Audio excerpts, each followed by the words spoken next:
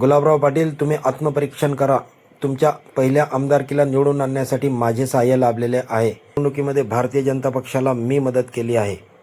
त्याचबरोबर मी यापुढे देखील कोणाला सोडणार नाही, अशा शब्दात एकनाथराव खडसे यांनी ठणकावून सांगितले. बघा पाटील, माझी वेळ आता चांगलीच आहे.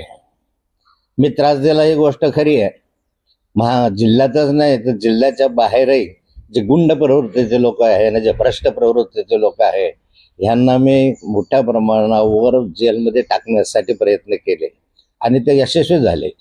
जे जे भ्रष्टाचारी आहेत त्यांच्या विरुद्ध नेहमीच विधानसभेमध्ये आवाज उठवला. गुलाबराव पाटील त्यावेळेस फार लहान होते.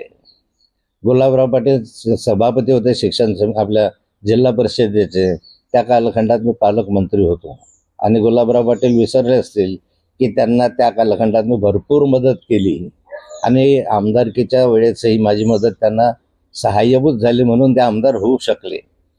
आणि आता गुलाबराव पाटील जे बोलत आहेत, मला असं वाटतं गुलाबरावने आत्मचिंतन करावं. स्वतःची नगरपालिका पालकमंत्री असताना, इतके वर्ष मंत्री असताना स्वतःची नगरपालिका ते आणू शकले नाही. दुसरं बोलण्याचा काय अधिकार आहे?